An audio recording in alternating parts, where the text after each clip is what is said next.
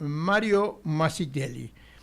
Es un compañero, militante, dirigente del Partido Socialista Auténtico, secretario general muchos años, fue 2 veces candidato a presidente, algunas más a vicepresidente, o sea, y viene militando desde hace muchos años. No vamos a decir cuántos años porque es un hombre joven todavía, es un pibe, así que, bueno, no, y hemos compartido muchas reuniones, militancias, así que estamos en confianza. Mario Masitelli.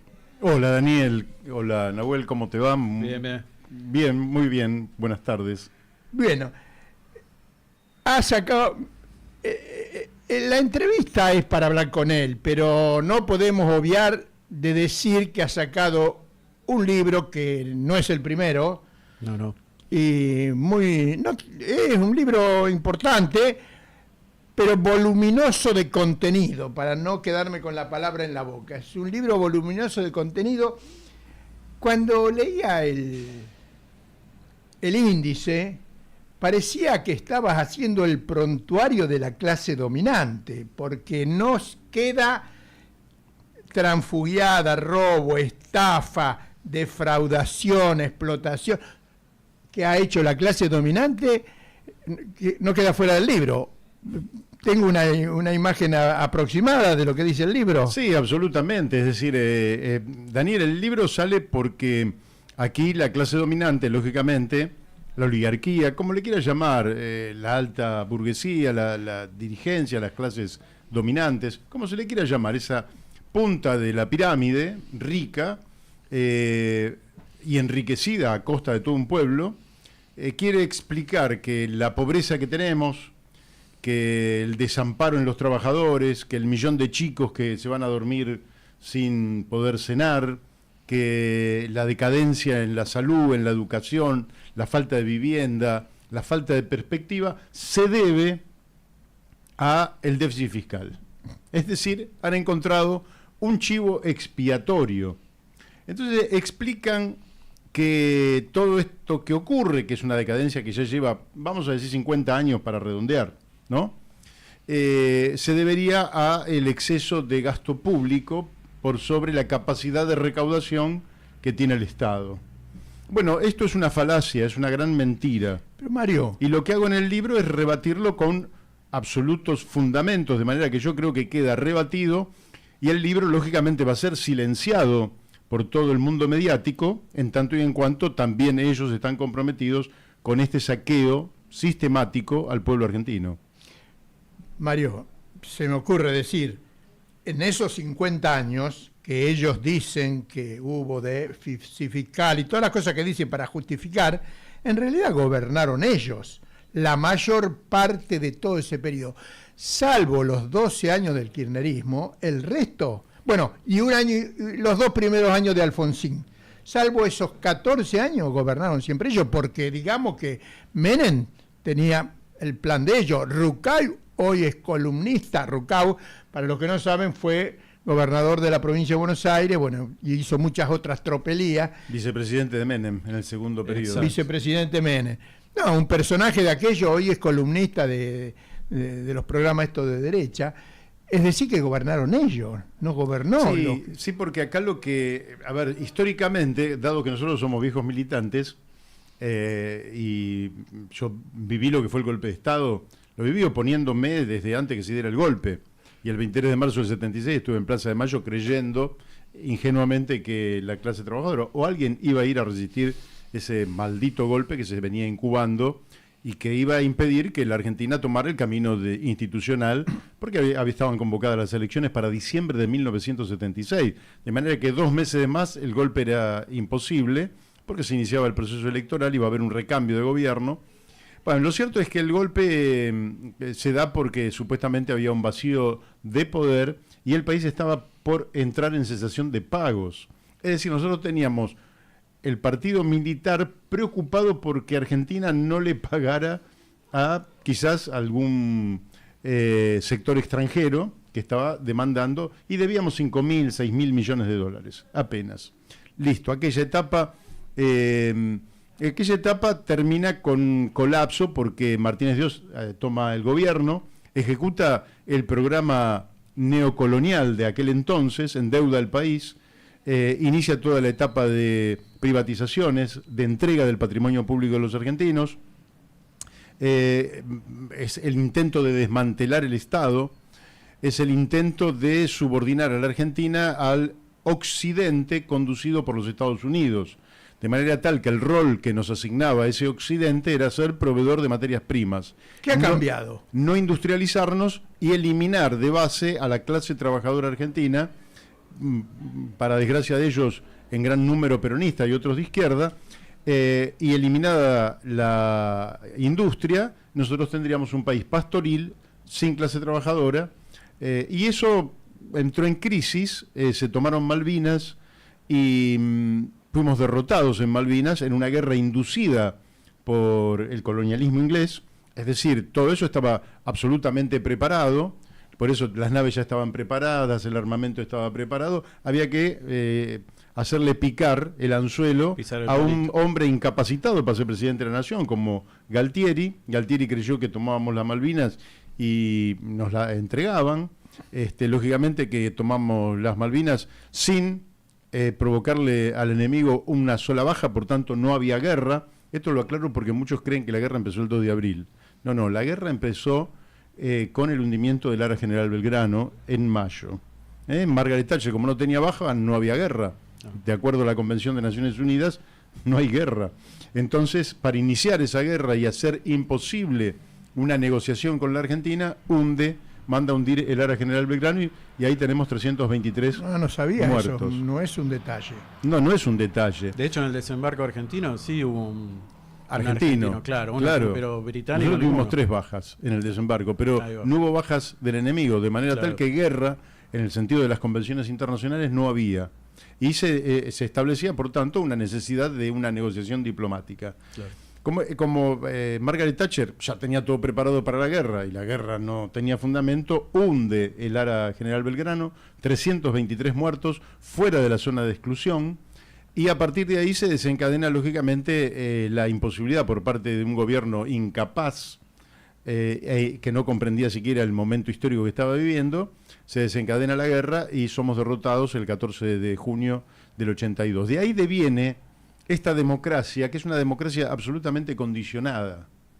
Es decir, los tipos tenían a través de la dictadura más o menos todos los resortes bajo control.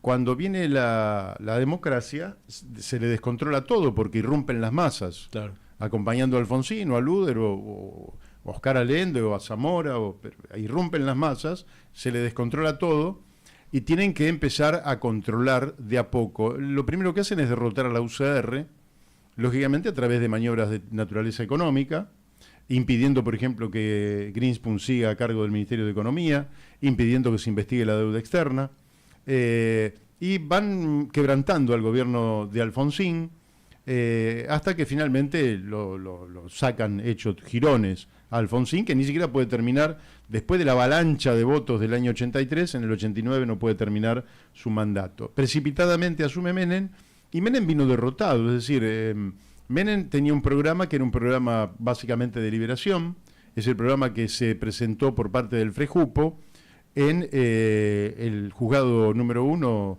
federal con competencia electoral a cargo de Servini de Cubría. Quiere decir que cualquier ciudadano puede ir y pedir una copia y se va a dar cuenta que Menem hizo exactamente lo contrario de lo que estaba en ese programa. ¿Por qué lo hizo? Lo hizo por flaquezas propias, el hombre no quería complicaciones, flaquezas de esa dirección del PJ, poco comprometida con el proceso de liberación nacional, de independencia, de desarrollo industrial, y lo hizo porque en el mundo estaba en justo la transición hacia el mundo unipolar. Es decir, había caído el muro de Berlín, la Unión Soviética estaba en un tembladeral, y ya para el 91 desaparece la Unión Soviética, con lo cual tiene un mundo unipolar.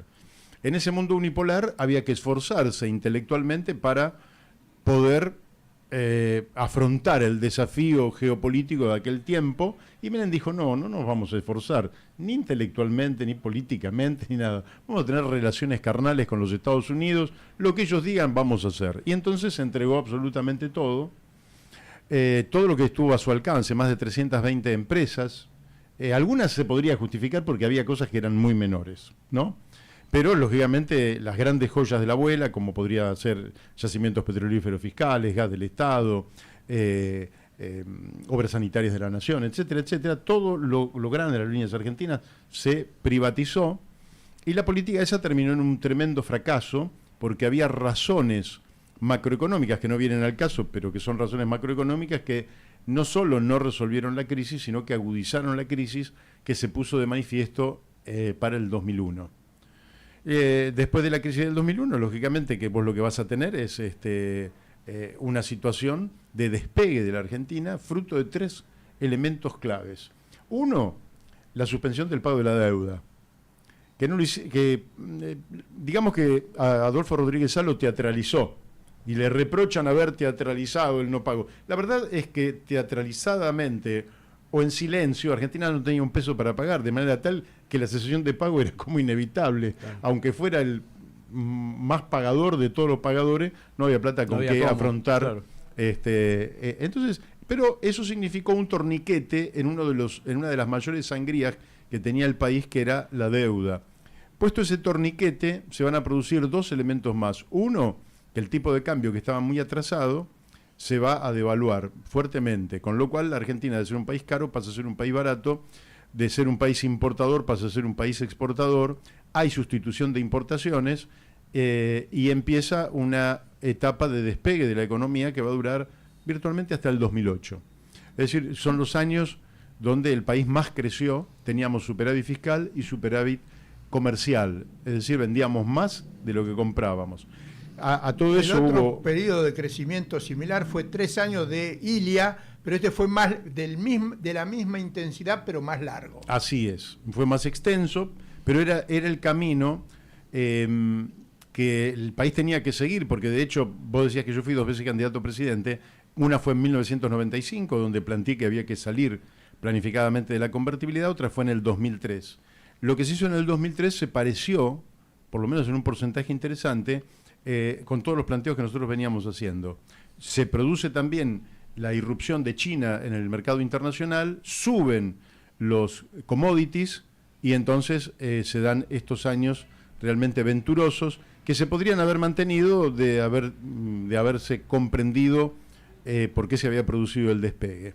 Ahora, después del 2008-2009, para mí no son todas la etapa del kirchnerismo para mí no es toda igual. Creo que tiene una primera etapa de buena calidad, una segunda etapa que va lentamente desbarrancándose, con la excepción de lo que fue la recuperación de YPF.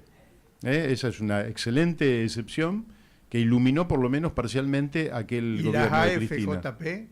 Correcto, también es una decisión absolutamente correcta que nosotros respaldamos, porque efectivamente no iba a haber jubilación. Lo que iba a ocurrir es que no iba a haber jubilación, porque los tipos recaudaban, las AFJP no recaudaban, y claro, se quedaban con un porcentaje de lo que vos aportabas, un porcentaje se lo quedaban ellos, una ganancia extraordinaria del 35% de tu aporte, de tu 65% supuestamente lo invertían, nadie sabía si bien o mal, pero como no pagaban, era solo ganancia para ellos.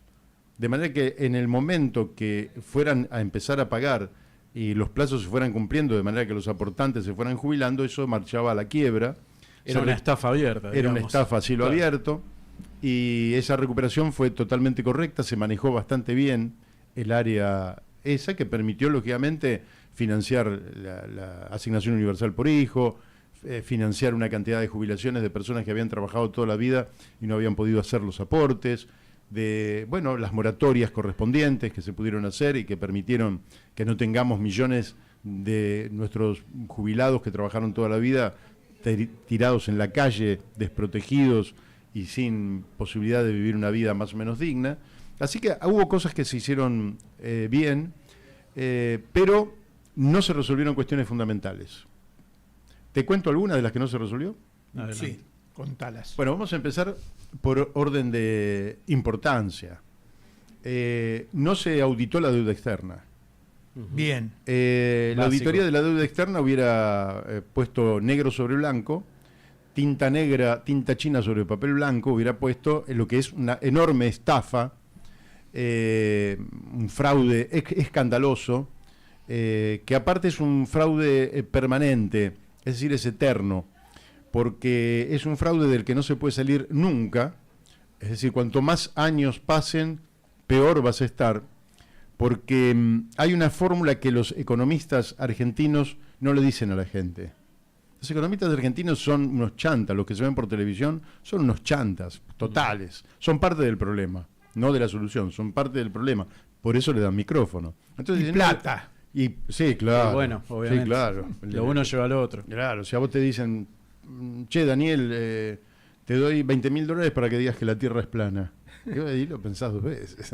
Y ahora se está disparando el dólar. Che, $20.000 por decir que la Tierra, y lo tenés que pensar 2 veces. Bueno, a los tipos, lógicamente, para decir estas cosas, le dicen, entonces te dicen, la deuda no es buena ni es mala, te dicen. ¿Cómo, flaco, no es deuda? La deuda es un cáncer. ¿Por qué es un cáncer? Porque la deuda, primero que es ficticia, porque nunca fue volcado esos recursos a la inversión productiva de la Argentina. No hay una industria, no hay un hospital, no hay una escuela, no hay un kilómetro de ruta, no hay un kilómetro de vía férrea, no hay un puerto, un aeropuerto, no hay absolutamente nada. Así que es una ficción. Pero además, vos estás pagando el 8%, conforme esto te lo puede ratificar Horacio Robelli, el 8%. Y si la tasa de interés de la deuda supera en mucho a la tasa de crecimiento del país, vos vas a la ruina inexorablemente. Es imposible. ¿Por qué? Porque la tasa de crecimiento del país es una tortuga y la tasa de interés es una liebre. Sí. Entonces, por mucha distancia que le lleve la tortuga, como le llevaba hace muchos años, la liebre siempre la termina alcanzando. Porque esta no es una liebre, la de la deuda externa, no es una liebre que se detenga a dormir la siesta debajo de un árbol. Corre cada hora de los 365 días del año.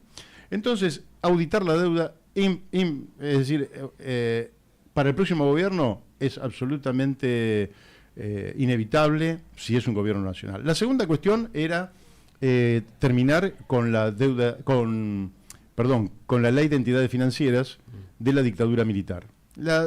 Justamente, deuda y ley de entidades financieras van de la mano, porque esa ley le da un nivel de autonomía al manejo del dinero, que el manejo de dinero comienza a subordinar el conjunto de actividades, desde la producción de acero hasta la producción de soja o el transporte de cargas o de pasajeros.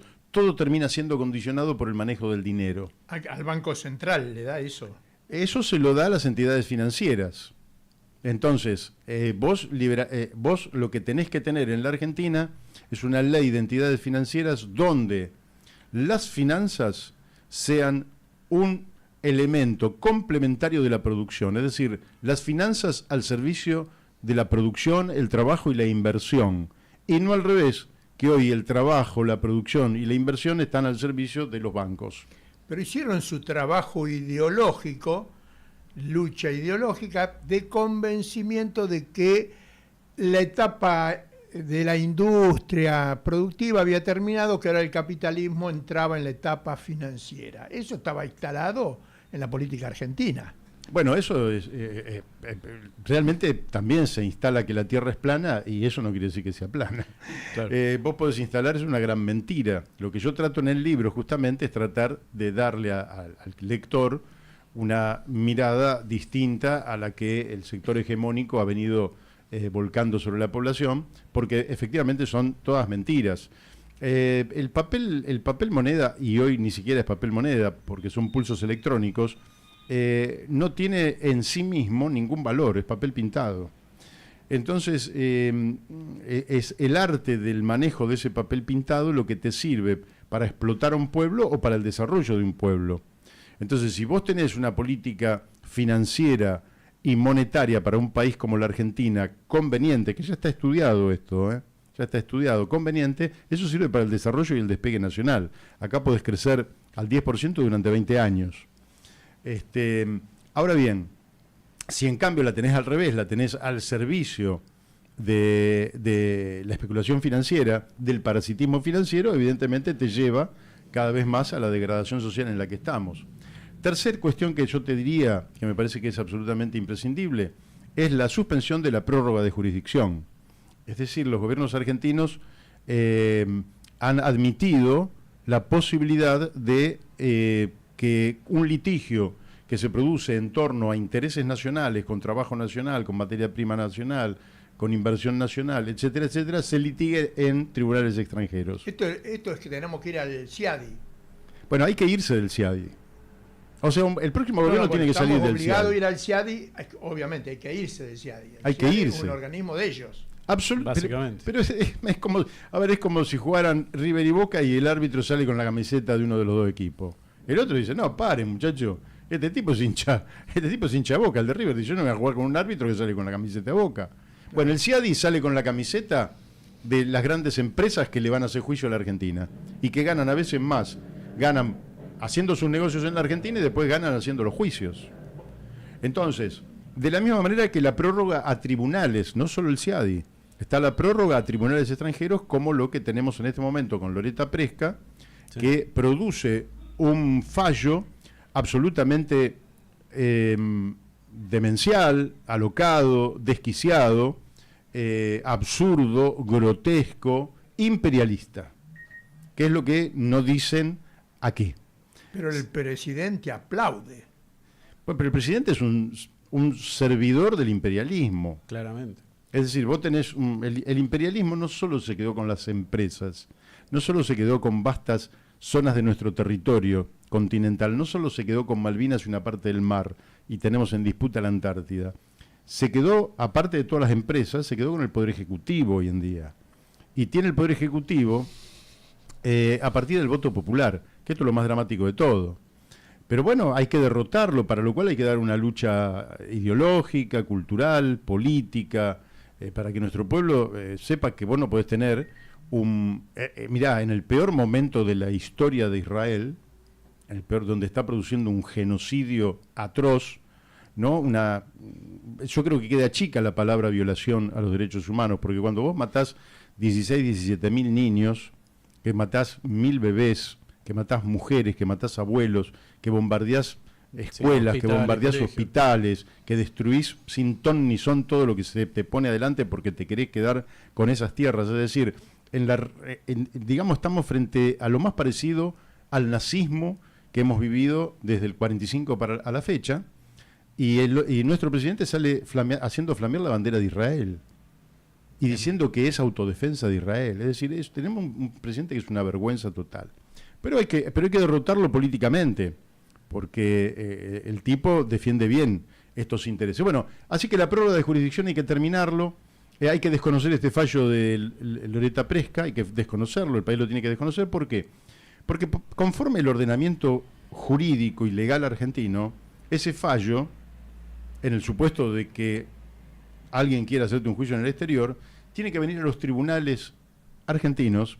Para tener validez en el país, tiene que venir a los tribunales argentinos, y un juez argentino tiene que dictaminar si respeta la Constitución Nacional, las leyes, es decir, una serie de cuestiones que hacen a la propia legalidad del fallo. Claro, ese fallo es ilegal. País, ese fallo es ilegal y tendría que entrar por primera instancia. Quiere decir que vos podrías apelar a una Cámara y hasta la Corte Suprema. Como tenés Corte Suprema, no hay absolutamente nada arriba de lo Supremo. Lo Supremo es la última instancia. De manera que ese fallo debería venir acá. Y lo que dice el presidente es de un ignorante, servil, miserable, respecto del imperio. Y nada de todo esto que nos pasa, Daniel, se explica sin la palabra imperialismo. Yo digo a veces, a nadie le gusta ni tener enemigos ni hablar del imperialismo. Está bien, no queremos tener enemigos. Pero cuando los tenés y el imperialismo existe, lo peor que podés hacer es silenciarlo. Claro. Entonces, la Argentina se va... te podría seguir con un montón de temas, por ejemplo. En fin, vos viste que hay toneladas de temas en el libro. Sí. Pero vayamos a el concepto, para el que nos está escuchando, diga, bueno, a ver, sintetizame un concepto. Bueno, vamos a sintetizarlo más o menos de esta manera. Un sistema requiere un orden. No hay sistema si no hay componentes de ese sistema, mecanismos de ordenamiento de ese sistema, etcétera, etcétera. Como nosotros queremos pertenecer al capitalismo, el capitalismo ya está organizado como sistema. Tiene un centro y tiene algunas periferias. Nosotros estaríamos en una zona de segunda o tercera periferia. El centro exige que la periferia se ordene conforme los intereses del centro, cosa que es absolutamente lógica. Es decir, así como un general no le da autonomía a un soldado para que haga lo que quiera, porque dice, no, usted tiene que cumplir las órdenes, no sé, del capitán, y el capitán tiene que cumplir las órdenes del coronel, y así sucesivamente hasta que el Estado Mayor es el que marca la estrategia. En el orden del sistema capitalista global, Estados Unidos marca la orientación en función de sus propios intereses, tiene los instrumentos para ordenarte. Los primeros instrumentos son de naturaleza financiera, los segundos instrumentos son las propias instituciones financieras. Además tiene la ofensiva político-cultural, tiene periodistas, tiene académicos, tiene abogados, tiene contadores, tiene políticos que le responden a sus propios intereses, a los cuales a veces hasta financia, tiene los medios de comunicación, tiene universidades, tiene escuelas privadas, tiene partidos políticos que le responden. Perdón, esto es lo que vos en el libro llamás, por ejemplo, el bloque neocolonial. ¿Podríamos decir que es esto? Ahí el va. bloque neocolonial. Es decir, entonces, el centro, y después la última instancia es la intervención militar. Cuando ya no le tienen más remedio, viene la intervención militar. Ahora, entonces, Argentina tiene dos posibilidades.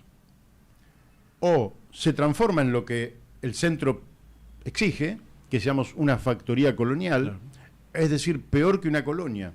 Pero no lo voy a explicar ahora porque si no nos desviamos mucho por esa rama. Es peor que una colonia. Es una factoría colonial. O un país independiente con pleno desarrollo. Esta es la disyuntiva. Entonces, esta disyuntiva se viene marcando desde hace mucho tiempo.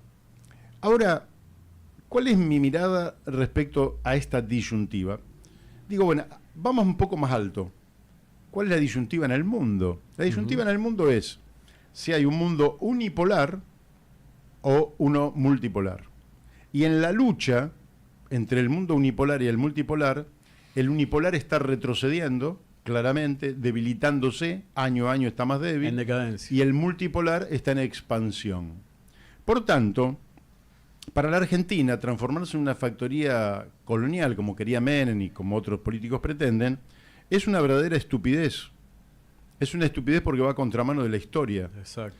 Nosotros en este tiempo histórico lo que nos conviene es ser un país de pleno desarrollo, transformándonos en uno de los polos de la multipolaridad, para lo cual Argentina tiene que jugar una política exterior distinta a la que juega este hombre que tenemos por presidente y ese equipo que es un equipo de incapaces, entre otras cosas. De hecho, ni siquiera son diplomáticos, son no, básicamente asesores comerciales. Wertheim no es más que eso. Y nosotros deberíamos haber ingresado a los BRICS.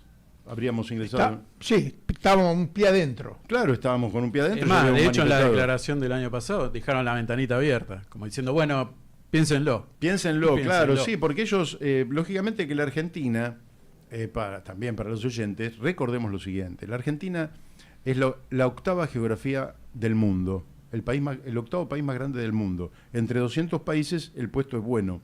Pero si vos le incorporás al país los derechos del mar, emergentes justamente de Naciones Unidas, con lo cual incorporás al país el límite exterior de la plataforma continental, vos te transformás en un país de 9 millones de kilómetros cuadrados. Es decir, te transformás ya no en la octava, sino prácticamente en el séptimo país más grande del mundo. Y sin considerar las implicancias a nivel geopolítico también, porque controlar el sur, ¿no? El Atlántico Sur, absolutamente, donde hay un tráfico impresionante y aparte a nivel militar incluso también. Pero Brasil y Australia, que serían los que pasaríamos nosotros, tienen mar también.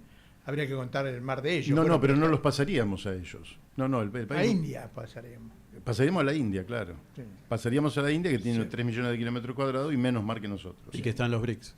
Y que está en los BRICS, claro. Lógico. Sí, sí. Entonces, en superficie. Ellos tienen 1.400, el país más poblado del mundo. Sí. Eso sí. Es otro tema. Sí. No solo el país más poblado, sino que se calcula que para el año 2050 es la segunda potencia mundial detrás de China.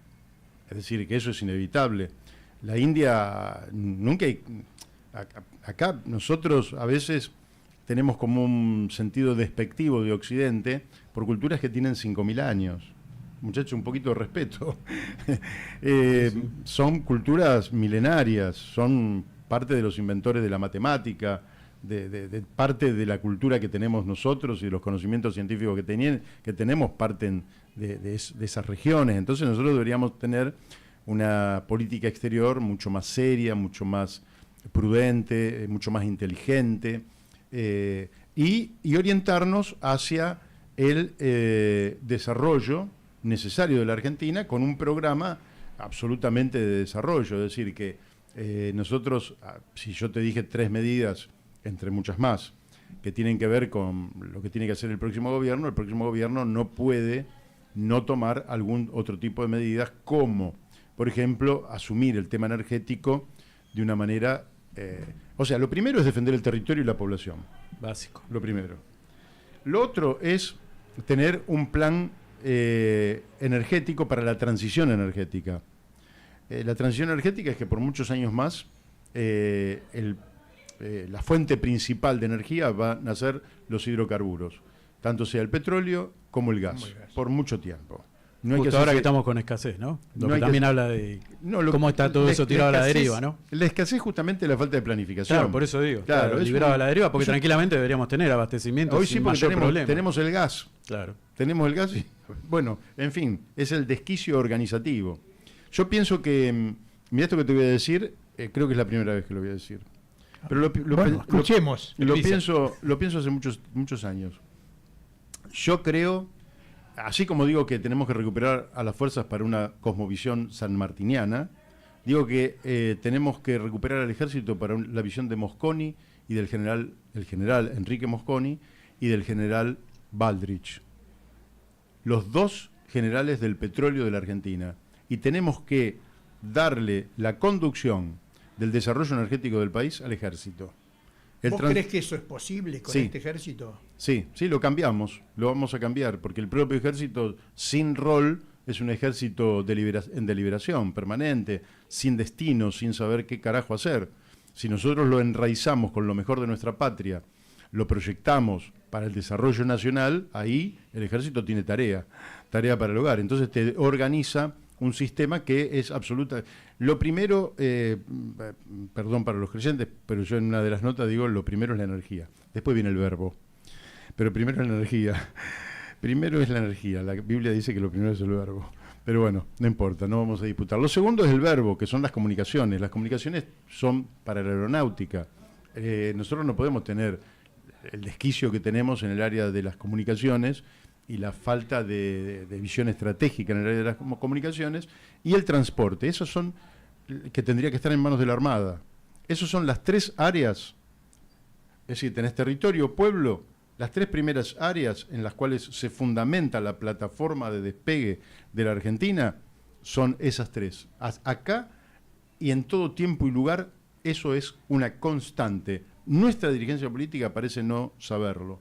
Y por sobre esta base, esta estructura, vos tenés que diseñar la Argentina del siglo XXI, que es un sistema por lo menos de 5 partes, que es el sistema educativo, el sistema científico, el sistema tecnológico, el productivo y el comercial. Es decir, que en el diseño de lo que vamos a hacer de cara al futuro, no hacemos otra cosa que lo que han hecho los países que buscan el desarrollo, donde un premio Nobel, hace ya muchas décadas, Solow, planteó que de un producto terminado se puede calcular que el 87% del valor proviene del conocimiento. Es decir, que vos tenés que dejar de exportar granos de soja, porotos, tenés que dejar de exportar materia prima y decir, muchachos, la materia prima es la ventaja competitiva que tenemos como país subdesarrollado. Entonces, como es nuestra ventaja competitiva, no voy a dejar que te lleves el litio, te voy a vender baterías, con lo cual puedo hacer lo que hizo Bolivia, por ejemplo, ¿verdad? Que le agrega valor en un convenio que hace con una empresa alemana, ¿no? Que es una sociedad donde el Estado se reserva la mayor parte del capital y Y los alemanes no protestan. no protestan nada. Quiere Si es un- decir que los contratos que hacen acá, algo oscuro hay. corrupción, Daniel. Corrupción en estado puro o idiotez. O ambas cosas. O ambas cosas. Que se combinan, lógicamente. Cuando vos decís, Porque estamos hablando de Bolivia, no es una potencia mundial Bolivia. no, en Y absoluto. puede hacer un contrato beneficioso. Absolutamente, absolutamente. Pero escúchame, Chile, ¿cuánto extrae? Mirá, no tengo ahora los números, pero Chile, por una tonelada de mineral, vamos a imaginar entre el 30 y el 40% del valor extraído queda en Chile. ¿Acá cuánto queda? El 3%. Ellos entre el 30 y el 40 y nosotros el 3%. Pero de ese 3% nosotros le tenemos que devolver a las mineras el 1,5%, porque ellos dicen que son gastos que hicieron para proteger el ambiente. Quiere decir que nos dejan el 1,5%, pero el 1,5% de todo lo que se llevan, no, el 1,5% de lo que ellos dicen que se llevan a simple declaración jurada. Es decir, a ver, Te están vendiendo un papelito A ver, y hay que confiar en el papelito. pero escúchame, mirá para el que nos está Suponiendo. escuchando, ¿no? Vas al supermercado, te llevas el chango, ¿no? Y lleno, repleto el chango, ¿eh? Repleto, salís y lo empezás a acomodar en tu casa. Y después le decís al supermercadista, a simple declaración jurada, qué es lo que te llevaste a tu casa. Que te llevaste una caja de fósforo. Entonces Listo. vos Y pago por lógicamente, eso. que el supermercadista te dice, no, pará, flaco, acá me vas a pagar. Voy a controlar cada una de las cosas que te llevas. Porque la manteca no me la vas a declarar, ¿no? El dulce de leche no me vas a declarar, te estás llevando 200 gramos de jamón que no me los vas a declarar, no, acá me pagas todo. Argentina no, dice, no, lo que la simple declaración jurada después de habérselo llevado y después de analizado en el exterior. Todo eso vos lo podés procesar en la Argentina. Estamos hablando, no la ibas a explicar, pero la estás explicando. Estamos hablando de la factoría Esto es la factoría colonial. colonial. Esto es una factoría colonial. Sí, esto es una factoría colonial que es el destino que nos quiere... ¿Y cuál es el drama de la factoría colonial? El drama es que es una sociedad para el 10% más rico y quizás tengas otro 10 o un 15% que pueda sobrevivir. Vamos a imaginar en el escenario más optimista un 25% de la población, ¿no? 12 millones de argentinos que la pasan más o menos bien.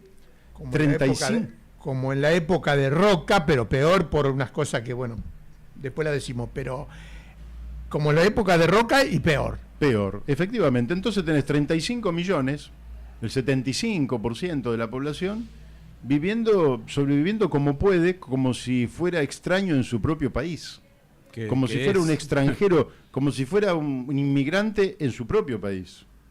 Entonces nosotros decimos, no, muchachos, nosotros, frente a la tesis de estos canallas que nos gobiernan, que dicen, como Margaret Thatcher, yo no veo a la sociedad, yo veo individuos. ¿No? Margaret Thatcher decía eso. Ahora, cuando mandó a su flota a conquistar Malvinas, no le dijo a sus soldados, ustedes hagan lo que quieran. Ustedes se disciplinan como si fueran un solo hombre. Entonces ellos, claro, ellos quieren que el equipo contrario, vamos al fútbol para que el oyente no esté tan cargado, que el equipo contrario cada uno juegue como quiera, que el arquero juegue de 9, que el 9 que es bajito, o el mediocampista juegue de arquero porque es bajito. Ahora nosotros nos organizamos, el más alto va al arco, el más habilidoso va al medio, el que es cabeceador va adelante, es decir, nosotros nos organizamos y ellos se desorganizan. Es decir, te aplican lo que ellos no practican y en nombre de tu libertad, ¿no? En nombre de la libertad cada uno hace lo que quiere.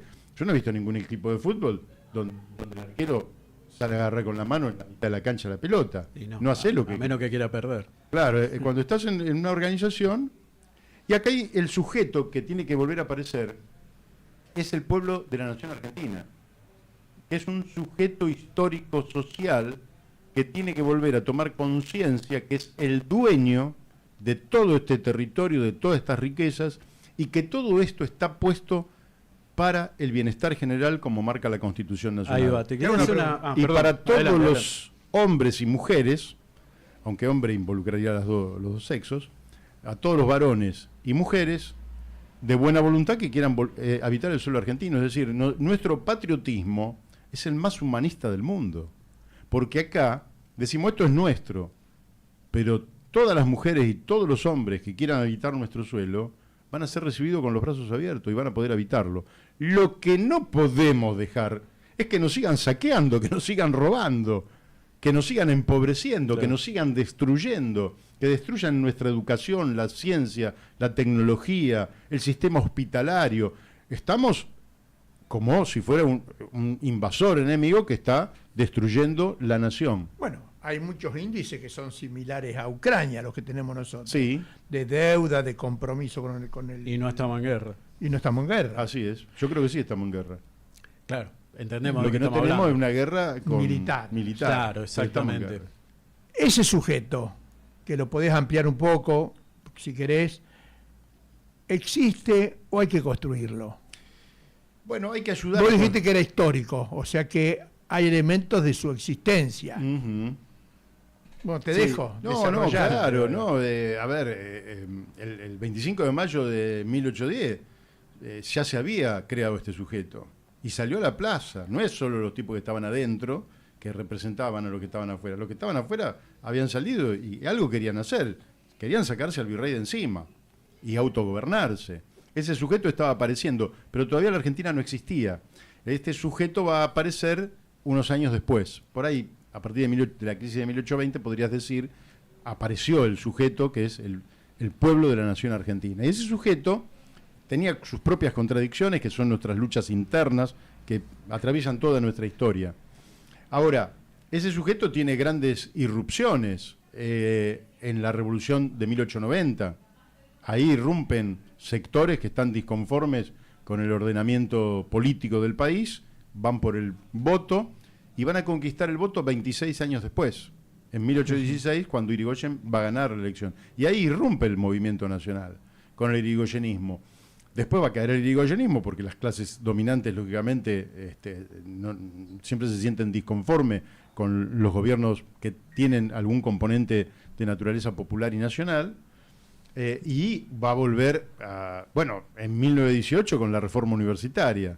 Ahí tenés otra expresión de lo que es el movimiento nacional. Pero si tenés una por excelencia, es el 17 de octubre del 45. Claro.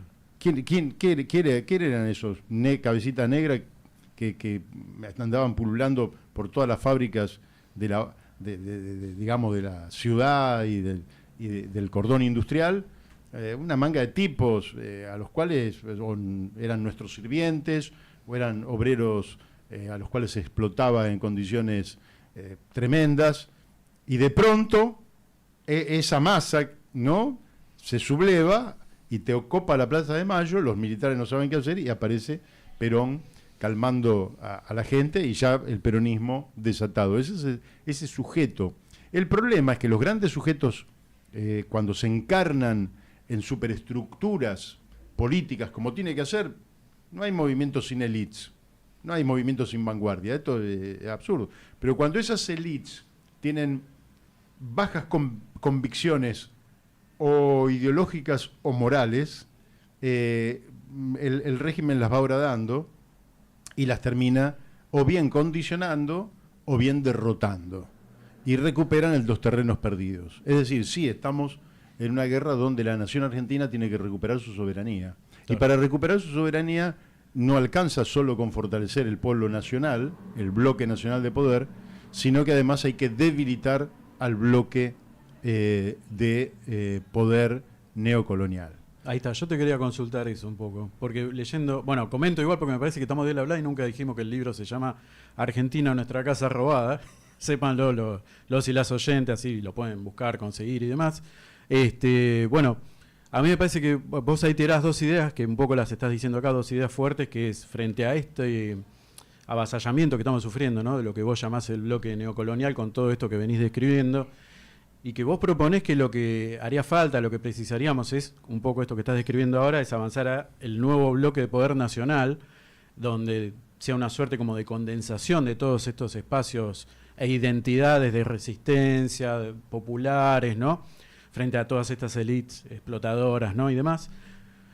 Yo cuando lo leía me quedaba pensando en lo que viene pasando, por ejemplo, bueno, con toda esta gran descreimiento que hay en las vías políticas, cuanto menos las institucionales, ¿no?, que vemos hoy, estas últimas elecciones que se vienen viendo en provincias y demás, donde en general la asistencia viene siendo el 50-60% con suerte, y donde, digamos, hay como un descreimiento generalizado que yo creo que viene ya incluso desde el momento en que fue electo Milei, porque a Milei, más allá de que haya un montón de periodismo y demás que, digamos, le facilitó un montón de cosas, hay un descreimiento, y yo creo que tengo la impresión de que mucha gente votó básicamente por votar algo anti-establishment, anti la casta, como le gustaba decir, como le gusta decir al presidente y demás, sin saber qué había atrás. La pregunta es, yo acuerdo, me parece importante y necesario pensar esto, ¿no? De pensar una suerte de politización y compromiso, ¿no? Para pensar nuestra circunstancia, la época que estamos viviendo y todo eso para todos los argentinos y argentinas, y bueno, todos y todas quienes están viviendo en nuestro país. Pero la pregunta es, ¿cómo podemos hacer para volver a pensar que haya algo interesante, algo propositivo, que entusiasme, que llame a todos nuestros hermanos y hermanas a querer participar políticamente? Porque yo lo que creo que hay ahora es una apatía, desmovilización, descreimiento, me da todo igual, que es muy funcional, como decías vos al principio, a toda la estructura de poder, sea la política, sea la económica y otros que están ahí dando vuelta. ¿Cómo podríamos hacer, ahí va la pregunta, para tratar de pensar esto, en volver a entusiasmar, para participar, para comprometerse, para tomar estos desafíos que tenemos que hacer como argentinos y argentina, y bueno, y poder pensar otro país, que es lo que hace falta? Mira, lo primero para mí, es una opinión, lo primero es asumir al enemigo. Bien. Si no se asume al enemigo, no vas a ningún lado. Porque te lo voy a ejemplificar en una cosa superficial, ¿no? El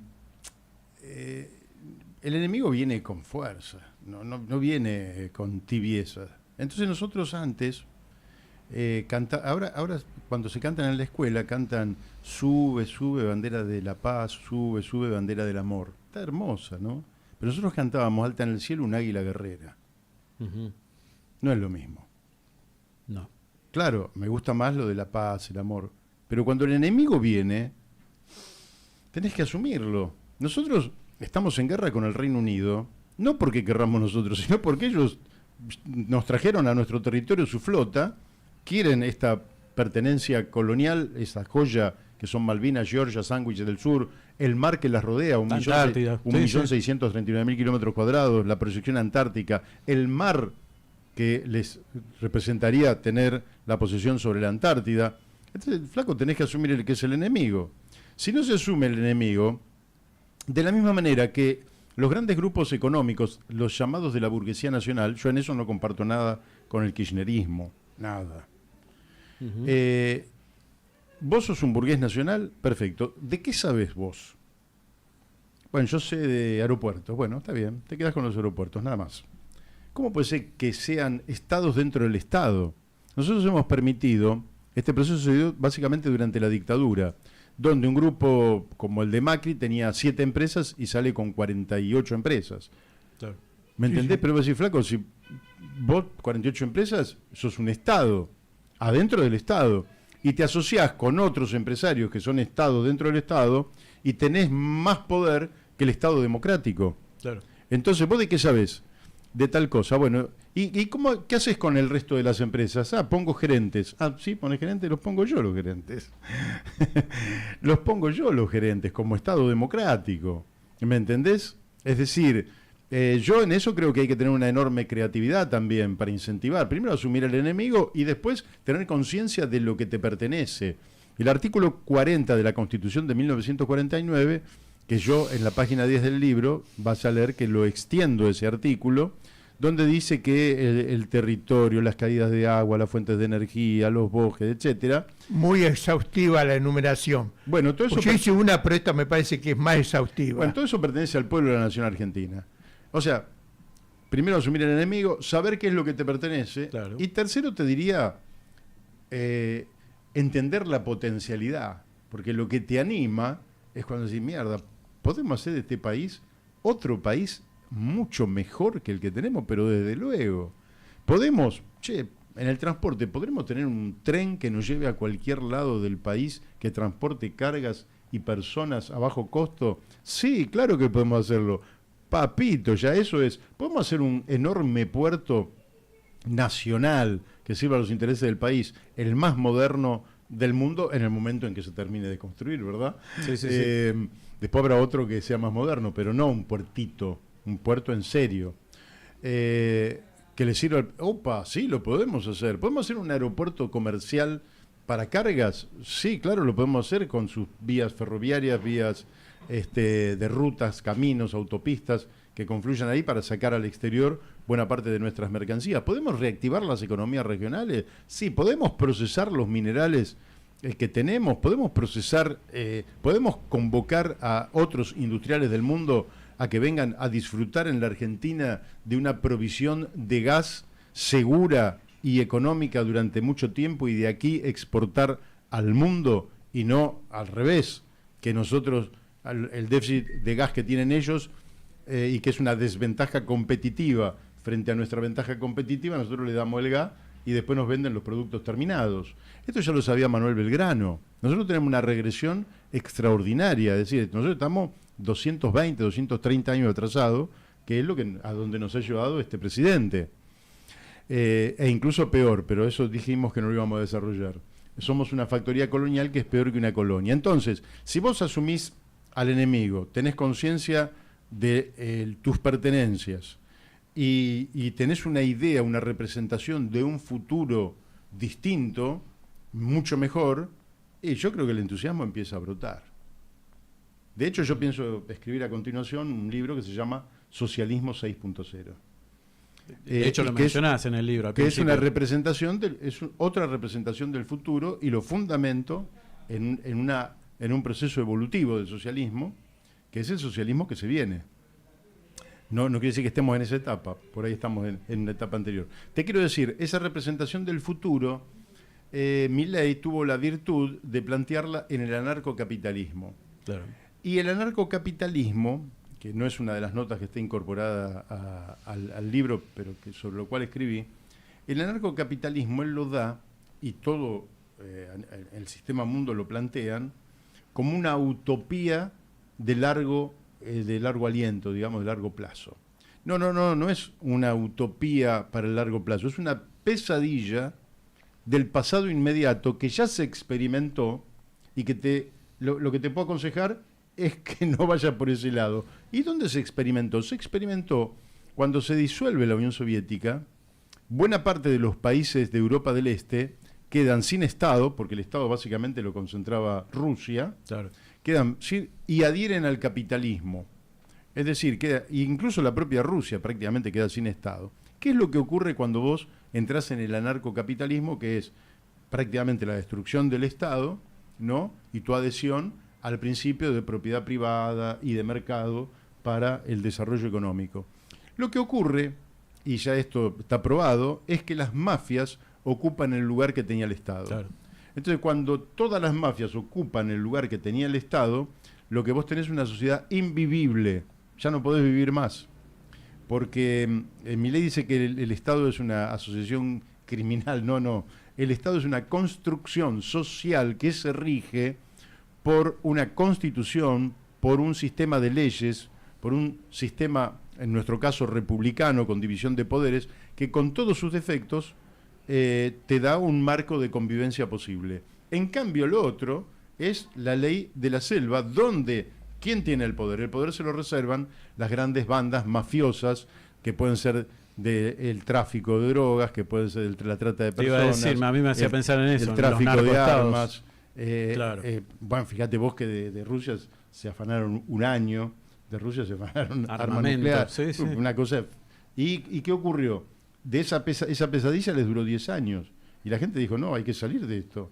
Y entonces dicen, no, ahora tienen un Estado autoritario. Y sí, flaco, pasaron de ese no Estado para recomponer el orden, así como un profesor tiene que pegar un golpe en el pupitre y decir silencio, porque el aula se le va de las manos. Se le fue de las manos. En Rusia también, como todo se le había ido de las manos, y esa oligarquía mafiosa que se había quedado con empresas que eran públicas, el gobierno se las hizo devolver. ¿Por qué se las hizo devolver? Se las hizo devolver porque tenía la voluntad y la fuerza para imponerle a estos oligarcas que de un día para el otro se habían enriquecido como mafias que eran a niveles extraordinarios, como Abramovich y otros, porque tenía la voluntad y tenía la fuerza. Claro. Entonces, para lo cual, justamente, nosotros en adelante tenemos, por eso también dije hoy, tenemos que recuperar las Fuerzas Armadas. Sin Fuerzas Armadas sanmartinianas no hay proceso de desarrollo para la Argentina. Seguro. Aparte, bueno, justo vos tomás el ejemplo ¿no? De lo que en aquel momento era la Federación Rusa.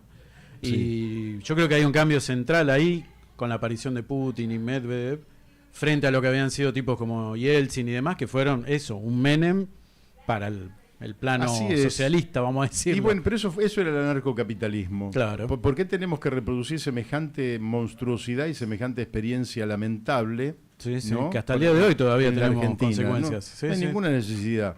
Por eso también, en fin, ya entrando en el terreno más de lo político, hay que derrotar a este gobierno, hay que derrotarlo. Es decir, no digo cómo, pero hay que buscar la forma de derrotar a este gobierno, que se parece mucho más a un gobierno de ocupación que a un gobierno nacional. Sí, ¿no? sí. Es prácticamente un... Y que precisamente ni respeta siquiera la Constitución, porque se lo pasan por ni encima. los símbolos. Cuando él hace pasar a Boris Johnson, Sí. que lo recibe en Casa Rosada y lo hace salir al balcón de la Casa Rosada, el balcón desde el que hablaba Perón, eso es una humillación para los argentinos, que yo no sé cómo se la banca nuestro pueblo. La verdad es que no sé cómo se la banca. Se está bancando demasiadas cosas, Demasiadas cosas. y en algún momento esa aparente calma o sumisión se termina. Yo espero que sí, que se termine y que podamos organizar una dirección política que básicamente sea transparente en lo que va a hacer, no chamullo de lo que va a hacer. Exactamente qué es lo que va a hacer, y algunas de las cosas las he dicho, algunas las pongo en el libro, y aquí nos hemos terminado, ¿no? Sí. Nos hemos quedado. Bueno, muy bien. Mario, ¿querés decir algo más o no? No, simplemente te diría que yo tengo un enorme optimismo para la Argentina, a pesar del mal trance que estamos viviendo. Creo que tenemos un potencial extraordinario, creo que podemos reivindicar una memoria histórica de lucha de nuestro pueblo extraordinaria, y que si nos fundamentamos en ello y tenemos un proyecto de país para el porvenir, vamos a ser realmente una nación extraordinaria en el mundo de naciones, y ayudar a construir un mundo que juega, como dice Joan Manuel Serrat, con piezas que no tienen repuesto. La vida humana no tiene repuesto, y aparte estamos virtualmente jugando con la posibilidad de una tercera guerra mundial, lo cual es una parte de la locura humana sobre el planeta. Pero a pesar de todo eso, soy optimista y creo que la Argentina, no ahora, pero en un tiempo, va a cambiar el rumbo de su historia y le va a ir muy bien. Bueno, recordamos que tu libro se llama Argentina, nuestra casa robada. Hace, ¿cuánto? 3, 4 semanas creo que hicieron la presentación. El 9 no de pudimos junio. ir porque, ahí está, justo nos coincidió. No, yo fui, ¿eh? Ah, vos apareciste, yo no pude. Yo Bueno, llegué. Ah, vos fuiste. Sí, bueno, sí. Sí. Vos estabas muy ocupado. Sí. Bueno, pero vos viste la cantidad de invitados que tuve para esa presentación. Un montón. Que yo creo que legitimaron, digamos, que la denuncia que estamos haciendo no es una denuncia de un tipo que está descolgado y que es una elucubración de naturaleza individual, sino que hubo personas que son los mayores especialistas en cada una de esas materias, y los tipos ratificaron que efectivamente las cosas son como están en el libro, o a veces un poco peor. Todavía. Bueno, invitamos a buscar, a conseguir el libro, a leerlo y a participar del debate que nos hace falta, ¿no? Todo esto que hemos estado charlando. Bueno, gracias Mario Masitelli por esta amplia participación en todos los fuegos. ¿Y qué te podemos decir? Que esperamos nuevamente que no pase mucho tiempo y que esté con nosotros, porque ha sido un aporte muy importante para la lucha que se nos viene. Muchísimas gracias a ustedes. Para mí fue un placer estar acá, así que presto a cuando ustedes me vuelvan a invitar. Muchas gracias. Muchas gracias.